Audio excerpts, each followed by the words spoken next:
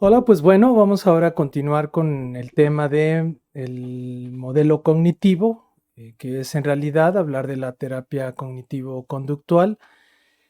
Eh, la palabra cognitiva o el modelo en general cognitivo en su estricto sentido es muy amplio y complejo y tiene que ver con aspectos estrictamente de procesamientos ejecutivos de la corteza prefrontal, como es el monitoreo, la velocidad de procesamiento, la atención, la concentración y muchísimas otras funciones de la corteza prefrontal. Y bueno, y no solo en la corteza prefrontal, pero básicamente ahí es donde radican. Pero en este caso me voy a referir a la parte cognitiva, a esa manera de pensar o de interpretar que es característica en el comportamiento adictivo. El término cognitivo pues es quizás muy genérico y se refiere más a la parte de las terapias. Sin embargo, sí nos puede dar una aproximación interesante de cómo es la percepción o cómo son los pensamientos en la conducta adictiva. Y pues bueno, vamos a revisar este modelo cognitivo que, insisto, me voy a referir más bien a la parte de la terapia cognitiva. No vamos a revisar la terapia como tal, sino cómo, cómo es la parte de base, ¿no? Pues bien, de manera muy general, la terapia cognitivo-conductual es como un paraguas. Hay muchísimas aproximaciones, muchísimas técnicas, muchísimos tipos de terapia eh, sobre de la terapia cognitivo-conductual, pero yo me voy a centrar específicamente en la parte de la terapia cognitiva que tiene que ver con el tema de la terapia de Beck y la terapia racional emotivo-conductual de Ellis. Hay algunas otras que como la autoaceptación y compromiso, el mindfulness, que se utiliza mucho para la prevención de recaídas. Los estudios han reportado hallazgos importantes de trabajo de prevención de recaídas con el uso de mindfulness. Pero bueno, yo me voy a centrar específicamente en estas dos. Bien, pues bueno, de acuerdo con la perspectiva cognitiva y particularmente lo que propone Aaron Beck, la forma en la que las personas interpretan determinadas situaciones influye en sus sentimientos, motivaciones y acciones. Esto no es puramente de una propuesta de Aaron Beck, sino que es incluso un aspecto filosófico, específicamente del estoicismo. Epicteto, que es uno de los grandes representantes del estoicismo, junto a Marco Aurelio, Séneca y algunos otros filósofos. Pero bueno, Epicteto decía en su momento que no nos perturban las situaciones que vivimos, sino la manera en cómo interpretamos esas situaciones. Y esa es básicamente la esencia de la parte de la terapia cognitiva. Eh, esa manera en cómo interpretamos las situaciones influye en nuestras motivaciones, nuestras acciones y sentimientos. Vamos a una situación, un ejemplo, ¿no? Una situación social, por ejemplo, se puede activar una creencia idiosincrática como el alcohol me hace más sociable. O puedo estar más relajado si tomo una cerveza o un cigarrillo y producirá el craving de utilizar droga, beber o fumar. El craving es el deseo intenso por querer consumir una sustancia. Y ese deseo intenso lo revisamos en el tema pasado que tiene que ver con una respuesta condicionada. Pues bueno, el enfoque del condicionamiento clásico y operante nos explica cómo por medio de la interacción y la asociación con estímulos en el contexto y el consumo se puede dar una respuesta condicionada.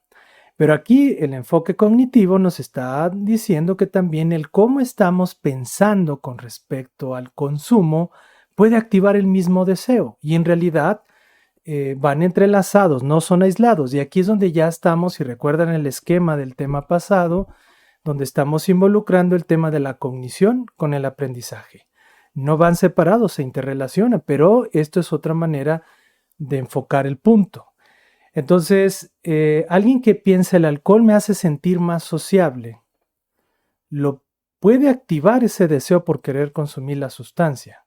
Fíjense cómo se va complicando cada vez más. No solo es el tema de encontrar un estímulo que pueda ser activador de ese craving o de ese deseo por consumir, sino que la manera de pensar de la persona también influye en la misma activación del deseo por consumir. Estas creencias también moldean las reacciones de los individuos ante las propias sensaciones fisiológicas que se asocian con la ansiedad o el craving. Por poner un ejemplo, la creencia como no puedo tolerar la ansiedad o debería ceder ante este deseo pueden influir en las reacciones de las personas ante estas sensaciones. Si se fijan, es una interpretación, no es un pensamiento, pero con respecto incluso a las mismas respuestas fisiológicas. Si, por ejemplo, una persona está en un contexto en el cual se da una respuesta condicionada, por ejemplo, hablábamos de los amigos, puede haber una respuesta de inquietud por el propio craving y el mismo pensamiento de debería de ceder ante este deseo hace que entonces sea más difícil regular la conducta. Y aquí ya estamos combinando una respuesta condicionada con una manera de interpretar las cosas, que sería la parte de aprendizaje y cognición. Que la cognición también es parte del aprendizaje, ¿sí? Como decíamos hace rato, no es que estén aislados. Ahora, esa activación de creencias puede suceder, por ejemplo, así. Veamos el caso de Juan. Juan vivía en un barrio pobre en donde había mucho tráfico de droga. Por mucho tiempo tuvo la creencia, nunca podré salir de este ambiente tan terrible.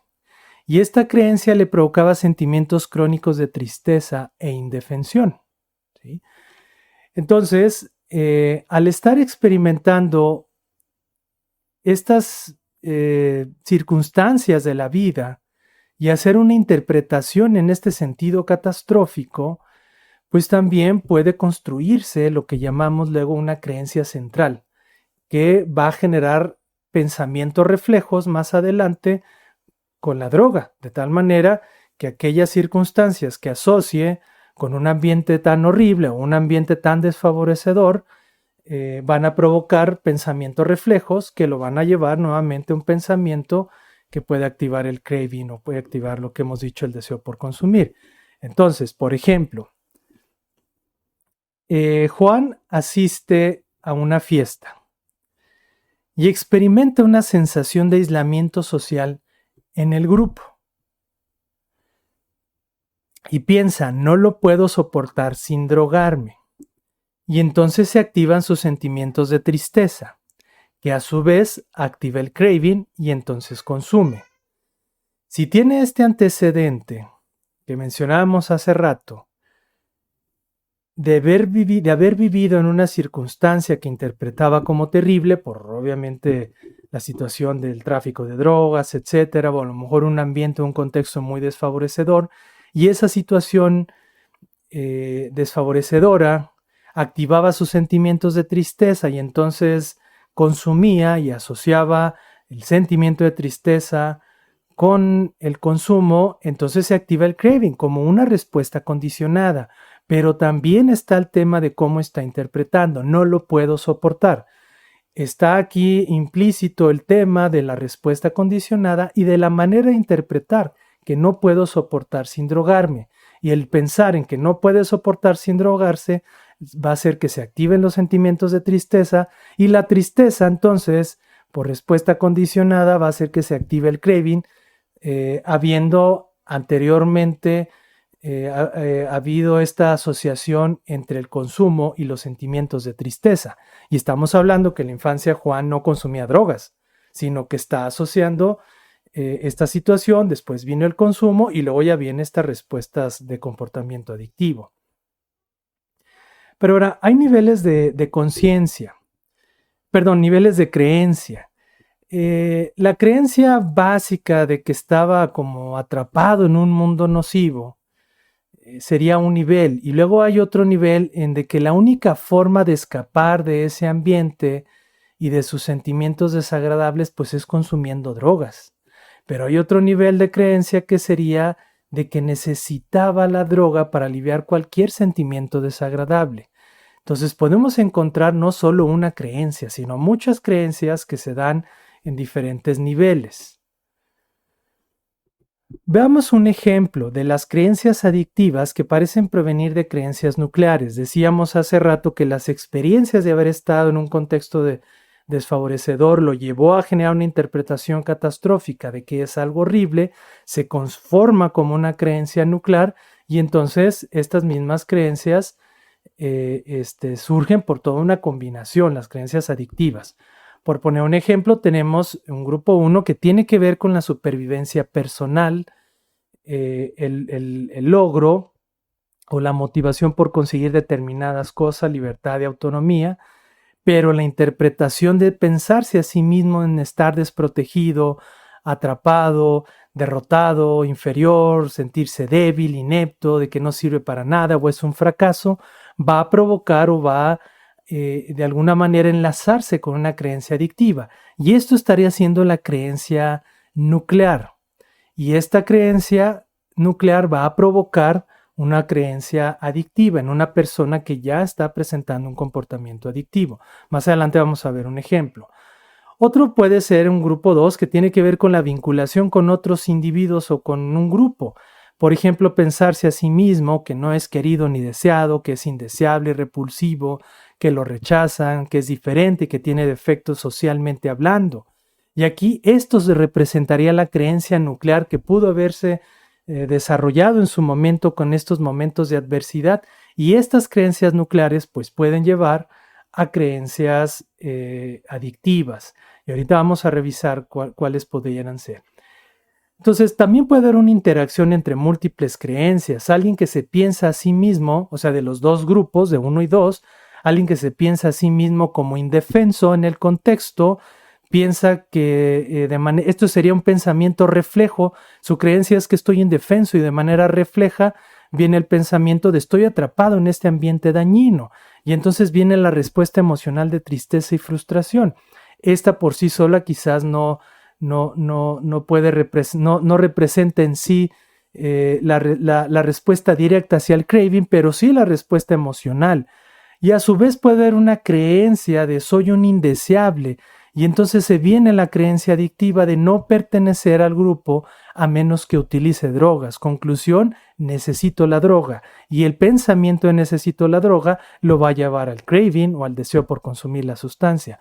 Ahora, viendo esto, imaginen a un adolescente que haya vivido alguna situación difícil, estresante, una situación de violencia en casa, en la que haya vivido violencia por parte de los papás y genere una creencia central de pensarse a sí mismo como alguien no querido o alguien no deseado.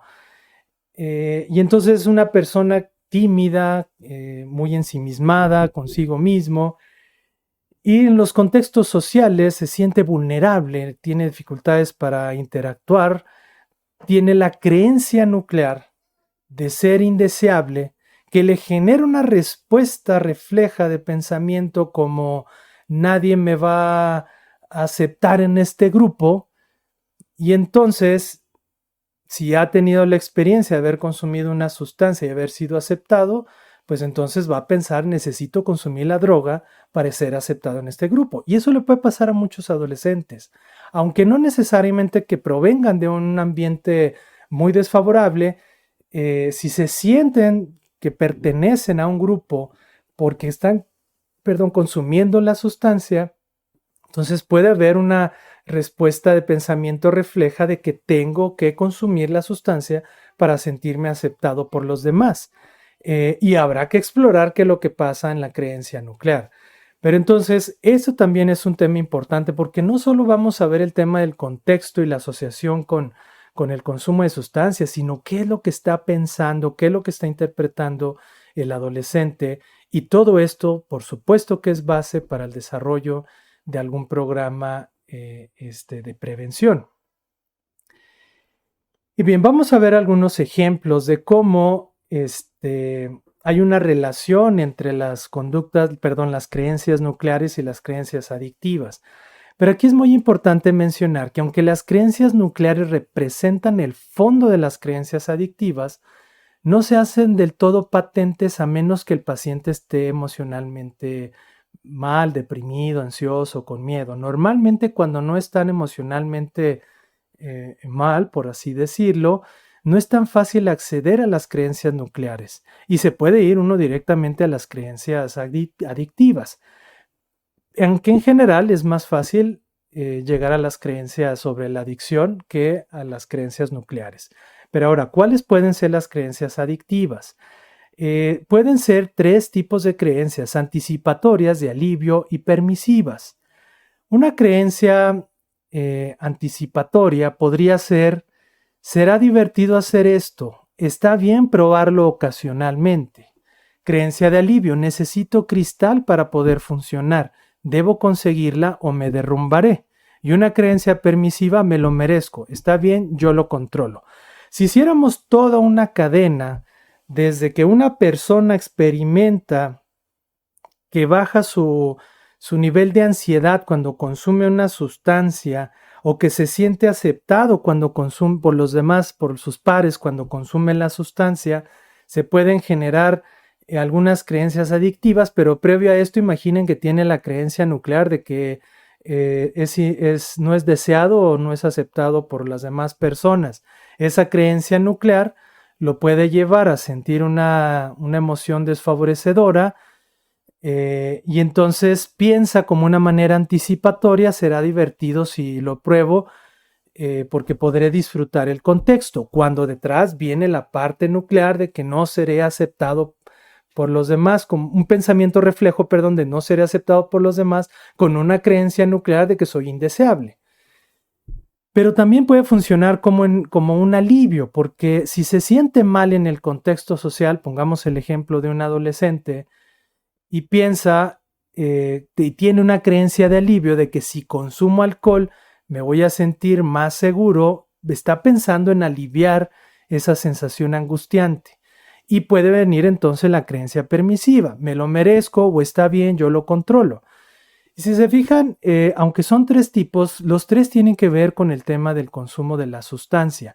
Y estos pueden ser luego de más fácil acceso a la creencia nuclear, aunque por supuesto en un adolescente, ya sea que tiene el problema por el consumo de la droga o apenas inicia, siempre ayudará a poder llegar a las creencias nucleares. Bien, entonces pongamos un ejemplo en el que hay una situación. Voy a quitarme de aquí de la diapositiva para no estorbar la flecha. Hay una situación, se genera una creencia anticipatoria. Ya vimos un ejemplo. Ya vimos un ejemplo como el me lo merezco o está bien, yo lo controlo. Entonces se genera esa creencia anticipatoria, pero esa idea de me lo merezco también puede activar el propio craving. Y luego entonces se activa el craving, que es, recuerden, el deseo por consumir la sustancia, y viene la creencia permisiva. Y entonces se genera un plan de acción para conseguir esa droga. Si nosotros revisáramos desde los inicios, pongamos el ejemplo de una persona que se llama David. David, que es hijo de un padre alcohólico, la madre abusaba verbalmente del padre y el padre frecuentemente humillaba a David. Estos son los datos de la infancia. Genera una creencia nuclear de no soy querido ni deseado por las propias experiencias de humillación que vivió con el papá, por los propios aspectos genéticos del alcoholismo del padre, y es una combinación de su propio desarrollo, por así decirlo, cerebral, con los componentes genéticos y la situación de contexto, que hace que se genere o que se presente esta creencia nuclear, donde él se piense a sí mismo como no querido ni deseado. Después de estas creencias nucleares hay algo que llamamos creencias intermedias, que luego están en forma de supuestos, reglas o condicionales. Por ejemplo, si lo hago todo perfectamente, entonces gustaré a las personas y me sentiré cómodo. Si muestro a otro o cómo me siento realmente, por ejemplo, con ira, me abandonarán. Y para que la persona no experimente para que no se viva así como está creyendo que son las cosas, se dan estrategias compensatorias, que es la manera de cómo le hago yo para no sentirme, para no pensarme así. Y estas estrategias compensatorias pueden ser utilizar las drogas si se siente mal, no hacer nada menos que esté 100% seguro de conseguirlo y no mostrar a los otros cómo se siente realmente. Porque si se fijan, si lo hago todo perfectamente, entonces gustaré. Entonces así mismo se va a exigir tener que hacer las cosas perfectas o casi perfectas para poder ser aceptado. ¿Y por qué está pensando en querer ser aceptado? Porque en el fondo, de forma nuclear, está creyendo que no es querido ni deseado. También puede pensar que si utiliza las drogas, se puede llegar a sentir más cómodo y seguro en un contexto de amigos. O si muestra a los demás cómo se siente, lo van a abandonar. Entonces va a reprimir sus emociones. Pongamos un ejemplo de una situación. Digamos que David es invitado a una cena y tiene un pensamiento automático, que es un pensamiento reflejo de me pondré tenso, me verán temblar. ¿Sí? El significado de este pensamiento automático justo tiene que ver, aunque se trate de las personas no querrán estar a mi alrededor, esto es un reflejo de su creencia más nuclear, que sería no soy querido ni deseado. Entonces, si se piensa a sí mismo como no querido ni deseado, de manera refleja, cuando esté con un grupo de personas, va a pensar que no lo van a querer. Y entonces viene el pensamiento automático de que se va a poner tenso y de que lo van a ver temblar. Esto le va a provocar una respuesta emocional, por ejemplo, como el miedo o la aprensión. Y esa respuesta de miedo o aprensión va a activar también creencias adictivas, o va a activar ese mismo craving que habíamos platicado, y entonces va a pensar, beberé algo o me tomaré una raya de coca, con el objetivo de aliviar este miedo que viene de la idea de pensar que no lo van a creer a su alrededor, de la idea de que lo van a ver tenso y temblar, pero esto finalmente es un reflejo de una creencia nuclear. ¿Sí? Bien, el modelo de Beck así es como lo propone, lo explica. Ahora revisemos el modelo de Albert Ellis, que es de la terapia racional emotivo conductual, por eso es la TREC, terapia racional emotiva conductual. De manera como muy general, la TREC tiene sus raíces conceptuales en la filosofía. Por ejemplo, en filosofías antiguas como la griega y la romana, y la filosofía oriental, como filosofías modernas, por ejemplo, con Kant, con Russell, con Spinoza, Popper, etcétera, etcétera. Y también las tendencias psicológicas, por ejemplo, del psicoanálisis, de Horney, de Adler, de Fromm, de Sullivan, del movimiento conductista de Watson y Reiner y de Skinner, que es lo que ya hemos revisado anteriormente. Pero yo decía hace rato, creo que una de las principales bases de la terapia cognitiva tiene que ver con las propuestas del estoicismo, particularmente de Epicteto, de Séneca, Marco Aurelio, que serían como los principales representantes de la filosofía estoica. Hay otros filósofos de la Grecia y Roma, como Sócrates, Epicuro, pero son muchos componentes. Pero bueno, el objetivo es de que hay como varias raíces conceptuales que derivan a esto. Y la manera práctica y estructural de cómo se trabaja la TREC es por medio del modelo ABC. Este modelo ABC considera que el A sería el suceso activador, ¿sí? B sería la creencia irracional y C sería la consecuencia. Si nosotros pensamos en las situaciones del ejemplo de David, podríamos aquí decir que el suceso activador es estar en una fiesta con varias personas. Ese es el suceso activador. Dentro de A hay algo que llamamos el acrítico, que es como la parte incluso cognitiva del suceso activador, que sería, por ejemplo, me van a ver temblar o voy a hacer el ridículo si no hablo bien. Eso sería como la parte crítica de A. Y luego va a llevar a una creencia irracional, por ejemplo, por poner un ejemplo, yo debería de tener mejores habilidades para comunicarme con los demás, no soporto ser tan incompetente, es terrible que yo no pueda sentirme bien y es terrible que no pueda desempeñarme socialmente, y entonces va a llevarlo a una consecuencia que sería, por ejemplo, la ansiedad. Y esta consecuencia, pues bueno, puede ser tanto emocional como conductual. La emocional puede ser sentir ansiedad y la conductual ir a consumir alcohol o cocaína o marihuana o alguna sustancia para poderse sentir más relajado y a su vez sentirse aceptado por los demás. Aquí la propuesta desde el modelo de la TREC es que los sucesos activadores normalmente no están bajo nuestro control. Incluso en la misma filosofía estoica nos menciona la importancia de ser conscientes de lo que está en nuestras manos y de lo que no. Aquí destaco la plegaria de la serenidad, que es muy utilizada en AA. Dios, concédeme la serenidad para aceptar las cosas que no puedo cambiar, valor para cambiar las que sí puedo y sabiduría para reconocer la diferencia. Esta plegaria de la serenidad pues nace con Epicteto, después Raymond Hall la adapta, hace algunas modificaciones. Bill y Bob de AA la conocieron justo por Raymond Hall y la adaptan a los grupos de AA, pero también a su vez en cierto tiempo Albert Ellis la conoce y la adapta de alguna manera al modelo de la TREC. Pero la esencia de la plegaria de la serenidad es que hay que aceptar a la naturaleza y hay que aceptar que hay cosas que no están en nuestro control. Y normalmente los sucesos activadores no están en nuestro control.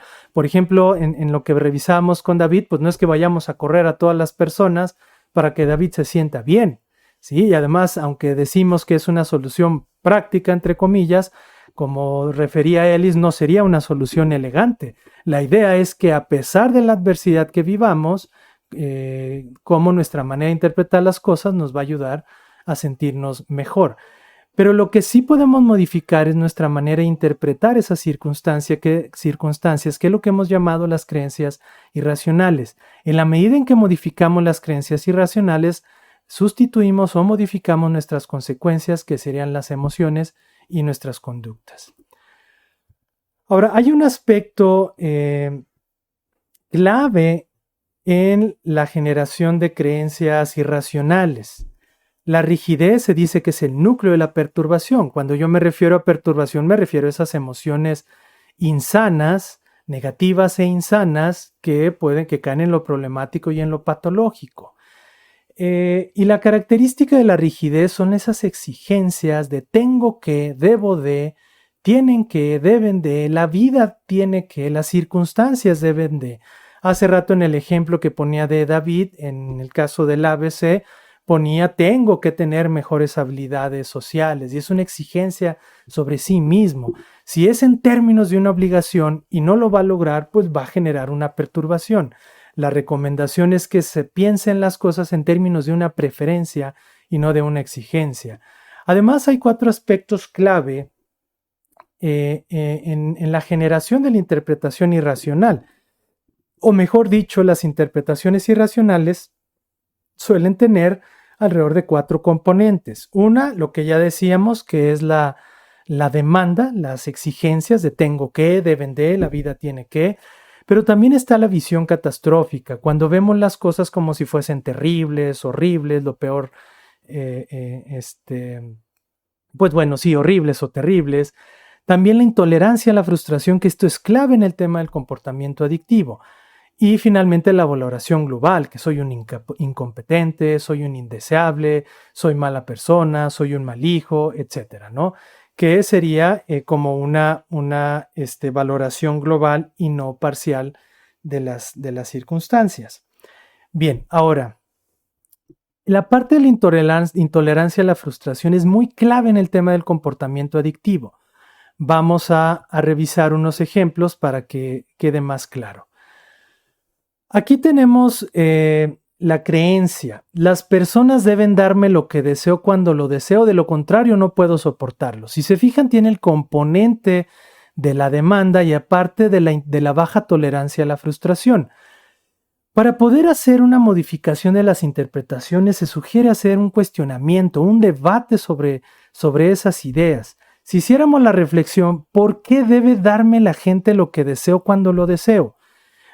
Algunos de ustedes pueden sorprenderse de una manera de ver así las cosas, pero créanme que hay muchas personas que así lo ven y en el comportamiento adictivo suele darse mucho esto, un nivel de exigencia sobre los demás. Ahora, una respuesta clara sería, pues no tienen por qué dármelo, ¿sí? No es lo mismo pensar, a mí me gustaría tener las cosas que deseo, sin embargo, no es obligación de los demás que me la tengan que dar. Y verlo en términos de exigencia como deben de dármelo es como ¿por qué tienen que darte lo que tú deseas y cuando tú lo deseas? Pues la verdad es que no tienen por qué, no es su obligación. Otra reflexión sería, ¿es realmente cierto que no puedo soportar que la gente no me dé lo que deseo cuando lo deseo? Pues la verdad es que no es cierto, eso realmente es soportable. Si yo no puedo tener algo de las demás personas, por mucho que lo desee, tampoco es el fin del mundo, tampoco me voy a morir. No es cierto que no pueda soportarlo. Muchas veces no he recibido algo que realmente deseaba y si soy sincero conmigo mismo me doy cuenta que todo lo que sucedió fue que me vi privado de la alegría, placer, comodidad o satisfacción de obtener lo que deseaba. Todavía sigo vivo y coleando, por tanto realmente puedo soportar esta privación, aunque por supuesto no me guste sufrirla. Ahora imagínense en el tema del consumo de una sustancia que se exija a sí mismo que debería de estar consumiendo porque no soporta estar sin el consumo. Pues obviamente eso lo va a llevar a una conducta a una emoción perturbadora y la emoción perturbadora finalmente al consumo de la sustancia. Por eso es que decía que la parte de la intolerancia a la frustración es clave en el comportamiento adictivo. Otro ejemplo sería una persona que piense, pobrecito de mí, necesito un trago para escapar de mi aburrimiento y si no cedo a este apremio me llegaré a deprimir de verdad. La reflexión sería, sí, deseo estas cosas para escapar del aburrimiento, pero ¿las necesito? No, en realidad solamente las deseo, pero no las necesito imprescindiblemente. Yo suelo poner un ejemplo mucho con mis pacientes. Les suelo poner un ejemplo. El día de hoy, Edgar Herrera, quiero consumir un pastel. Me quiero comer un pastel de chocolate. Si hoy yo no me como un pastel de chocolate, ¿me muero? Pues no, definitivamente no me voy a morir. Si yo no como pastel de chocolate el resto de mi vida, ¿me muero? Por supuesto que no. Si yo no como en general, sí me muero. Hay una gran diferencia entre lo que yo quiero y lo que verdaderamente necesito. Yo no necesito un pastel de chocolate. Yo necesito comer para sobrevivir, pero no necesito un pastel de chocolate. Puedo soportar esta vida y aún así ser feliz sin consumir el pastel de chocolate. Podemos poner muchos ejemplos. Yo le pongo pastel de chocolate, pero podemos hablar incluso de pérdidas. Podemos hablar del tema del consumo de sustancia, que es lo que nos ocupa en este módulo. Y entonces piensen en alguien. Si tú no consumes sustancias el día de hoy, ¿te mueres? No, definitivamente no se va a morir. Porque no es una necesidad extrema para la persona consumir la droga. Es algo que desea y que incluso por los cambios cerebrales es algo que desea con cierta intensidad. Sin embargo, no se va a morir. No es que necesite consumir la sustancia, solo la desea. Y esto es clave, insisto, en la parte de lograr aumentar la tolerancia a la frustración para que entonces la persona pueda tolerar más en no estar consumiendo. Ahora, otra de las reflexiones sería, si no escapo del aburrimiento volviendo a mi adicción, ¿llegaré a deprimirme realmente? Pues la respuesta es no, por supuesto. Puedo escoger incluso estar aburrido y aceptar que estoy aburrido y no deprimirme por ello. Eso exige un esfuerzo, pero es posible. Ahora, ¿cómo puedo animarme para dejar de estar deprimido y qué puedo hacer para aliviar mi aburrimiento? Pero no está mal que en el momento, acepto mi aburrimiento y no es que sea una necesidad para mí el que yo tenga que necesariamente deprimirme solo porque estoy aburrido. Bien, otro ejemplo sería, y ya para cerrar con este punto de la cognición, he estado trabajando tan duro para permanecer sobrio y sin adicciones que mi esfuerzo ya deberían de haber sido premiados. Igual es un nivel de exigencia. Pero las cosas podrían ser de esta manera. Pero tiene que convertirse para ser lo que idealmente debería de ser. Pues no se convertirán. Lamentablemente la vida puede ser muy injusta y difícil. Mal asunto, ni modo. Ahora bien, si sigo trabajando para permanecer sobrio y sin adicciones, más pronto, más tarde las cosas irán mejor. Más pronto, más tarde tendré una vida más satisfactoria. Quejándome no conseguiré que las cosas se arreglen más pronto y me pondrá en trance de recaer en mi adicción. Por tanto, seguiré trabajando y tolerando mi frustración.